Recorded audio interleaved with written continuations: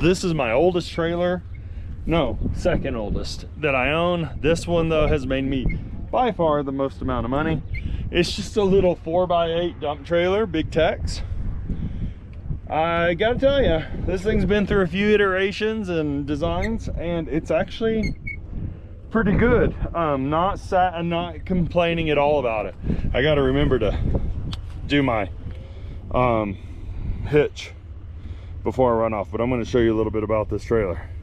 So this was a quick, meant to be a month-long box that has lasted for multiple years. Of course, it's falling down in the ceiling. I got to rebuild this. I want to redo this all out of metal this time.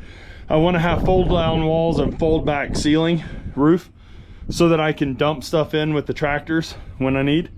And that angle in the front was actually there because if you look right here, a friend of mine who's a metal fabricator, when I was super busy, built a turret, and then we had a auto crane that I used to pick up logs and stuff with. I've got some video somewhere. I'll try to show you guys some video of me using that to load logs.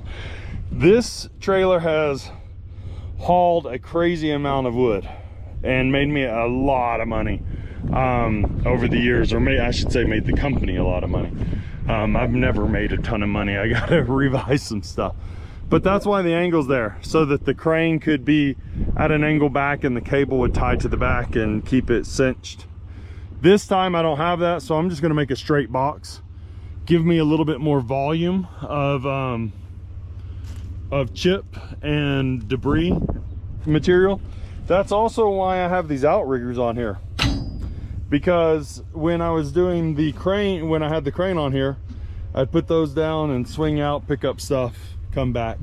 I originally had these for the ramps and then realized the ramps could fit in there, so I just don't really ever use these anymore.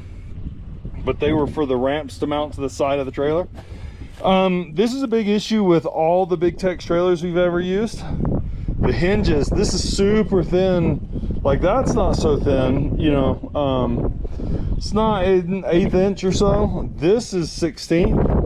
Super thin for a door, and they have these hinges welded to it, and the smallest little bump of a log or whatever, if the doors aren't shut and supported in the back, it tears them. So keep that in mind. You'll see that every one of these has had to be re-welded, and not just on mine.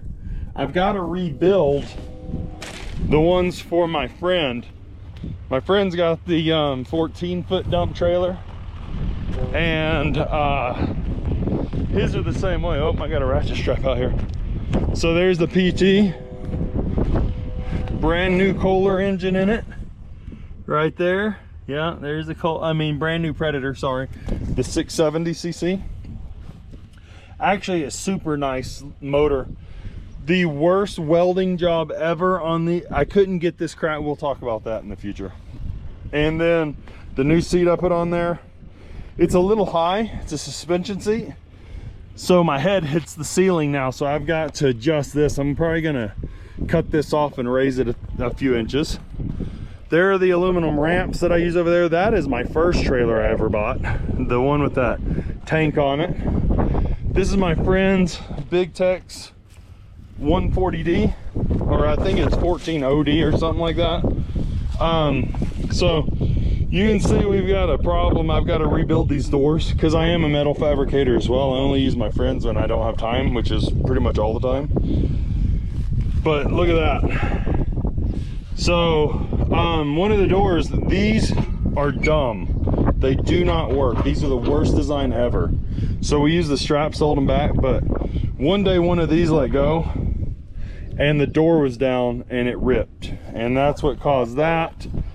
And one day we were loading and it came unlatched because something had gone awry and the log hit it and did this.